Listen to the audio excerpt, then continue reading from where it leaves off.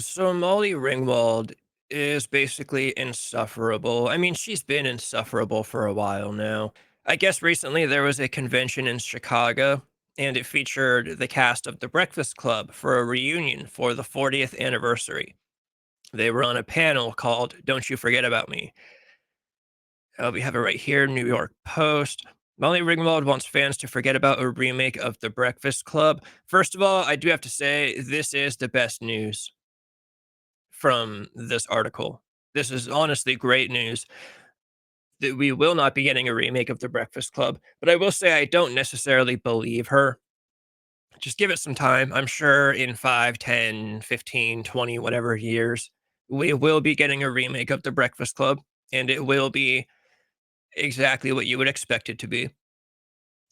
Let's see, the actress at 57, she's 57 today. The actress dismissed the possibility of remaking the 1985 teen comedy drama about five high school students in detention during a panel. All right, here we have some quotes from her. She says, I personally don't believe in remaking that movie because I think this movie is very much of its time. It resonates with people today. I believe in making movies that are inspired by other movies, but build on it and represent what's going on today. This is very, it's very white, this movie. You don't see a lot of different ethnicities. We don't talk about gender, none of that. And I feel like that really doesn't represent our world today. I love how she's almost there, right? In this one thing, she says, the movie, The Breakfast Club, it resonates with people today. But then she goes on to say, we don't talk about gender. So what are you not getting? Are you not getting that people are kind of getting tired of movies that talk about gender? Is that what you're saying? You're just not really realizing it, Molly? She says, so I would like to see movies that are inspired by The Breakfast Club, but take it in a different direction. So she wants five kids sitting in a detention room talking about gender. Like, according to Molly, this is the movie that she wants. Also, notice how she has no problem accepting a paycheck to sit at a convention and be praised for her part in The Breakfast Club. That's always the funniest part. Is that, they have all these problems with these movies, but they have no problem taking a paycheck to go sit at a convention and let fans worship and adore them while they talk and make smug faces with a microphone in their hands. To me, the worst part is that John Hughes died in 2009. Dude, Molly Ringwald, she's been doing this. She's been doing this. There's a CNN article from 2018 about 16 Candles. Let's see. In a recent interview with NPR, the actress discussed 16 Candles, the 1984 film directed by the late John Hughes, that helped make her the teen queen of that era. So, yes, keep in mind, she is who she is because of this man, John Hughes, because of this writer director, because of this brilliant artist that is one of the greatest filmmakers of all time.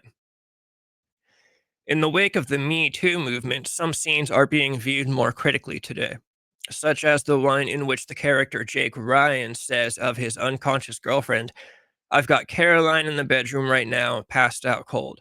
I could violate her 10 ways if I wanted to. Oh no, not a joke.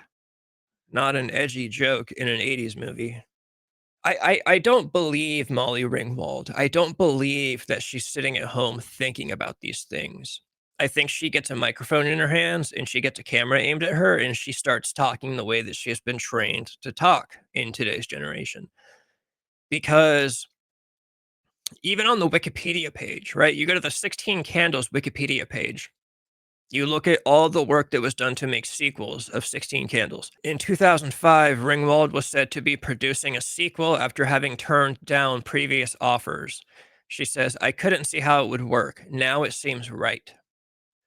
By 2008, Molly Ringwald was campaigning for the sequel, but she said she was uncomfortable doing the film without the involvement of John Hughes, who at that point was not interested. And then John Hughes goes on to die in 2009. So again, back to the CNN article. We have a quote from Molly Ringwald that says, I do see it differently. I mean, there were parts of that film that bothered me then. they didn't bother her bad enough to be working on sequels as recently as 2005. So in 2018, she tells you she has problems with these movies, but then we see that all the way up until 2005, she was trying to get sequels of these movies made. It's just annoying. I think people are tired of this shit. People are tired of this stuff. People are tired of actors, actors who are the stars of these movies that we all love coming out and just bashing these movies because they're too white.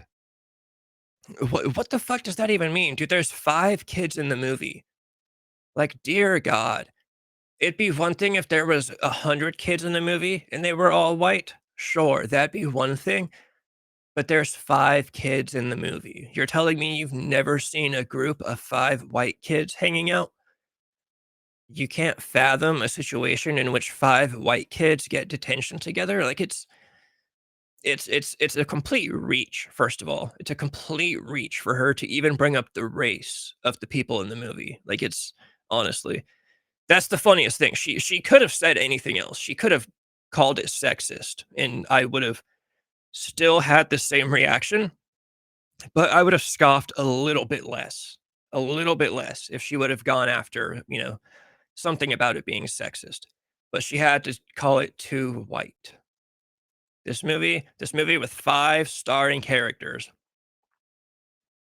is too white. I just think it's bizarre. I think it's bizarre to just disrespect John Hughes that way. I mean, she's yeah, like I said, she's been doing this since the Me Too movement. And like I said, the thing that's funny is I don't believe her. People don't change their morals and values this late into their life. So in the 80s, she does these movies, right? She's obviously younger. Then 20 years later in 2005, she's trying to make sequels for these movies. So she clearly, despite what she says, she clearly has no issues with these movies and what they're about. She obviously likes them and likes starring in them. Now, at the age of 57, I'm supposed to believe her when she says, "Oh no, I've always had problems with these movies. I've always had issues with the things these movies are about." It reminds me of Howard Stern. Howard Stern is now famous for kind of his political shift that he's taken in recent years. But when you look back, you think about how when Howard Stern was in his 40s, he was saying things like the cops should have beat Rodney King harder. He was saying things like we should ethnically cleanse the Middle East. We should get rid of all the people in Iraq and Afghanistan and replace them with our people and bring them democracy. Howard Stern was saying this shit in his 40s. So when Howard Stern says the stuff that he says today, I don't believe him because this isn't just like an 18-year-old kid saying shit. When you're young, you're not always really certain with where you stand on things. By the time it was 2005 and Molly Ringwald was working on getting sequels made for these movies, she was old enough. She was old enough to be set in her ways. She was old enough to have her moral code set the way it's going to be. You know? Now she's 57. I'm supposed to believe that she's just got a problem with the Breakfast Club. Oh, all the kids are white. Jesus fucking Christ. It's just old. It's getting old. This whole thing is old. I think a lot of people agree. When you go on Twitter, there's a tweet from the New York Post about it. And one of the first tweets in the responses is a sarcastic tweet that says, "The only problem with the Breakfast Club is that it didn't have enough white people in it." Next person, "OMG, shut up, Molly." Next person, "What I get out of this, Molly's feeling a bit neglected and wants some attention." Next tweet, "Oh, for fuck's sake, then time travel back." Next tweet, "She's compromised and has to say this. This is why Hollywood exists at this point." Yeah, people are tired of this. People are very tired of these actors coming out and talking all this mess. Dude, imagine paying money to go to this convention. You're gonna see the cast of The Breakfast Club. This is one of your favorite movies. You're gonna get up there. You get to ask them a question. You might get an autograph. You might get a picture with them. And Molly Ringwald, with her fucking smug face, gets up there and talks about how, oh, well, the movie's too white. It's a bummer. It's honestly, it's a bummer. It's disappointing. I hate this idea. I'm tired of this idea that art ages poorly. You know, you hear that a lot, that these movies age poorly. They didn't age well. Well, one thing that she did say, she said The Breakfast Club is a movie that's very of that time. And that part I agree with, but I get a different kind of conclusion out of it. Art doesn't age. That's kind of the beautiful thing about art, is that art always stays the same as the day it was created. So it doesn't age. It didn't age poorly. Nothing about The Breakfast Club aged poorly. It's that one day a bunch of people woke up and decided that they were going to play pretend, that they were offended by all these things that they were never offended about before. You know, despite what Molly tries to say at the age of 57, she wasn't offended about it back then, you know? And if she was, the smell of that money was enough to take away that offense. So I'm tired of all this talk about how art ages poorly. No, it doesn't age. You aged. And you're the one that decided that you wanted to fit in with a very, small group on Twitter. And you decided that you were going to pretend that you were offended by all this stuff when you weren't offended by it yesterday. You had a good time with it yesterday. It's a fucking movie.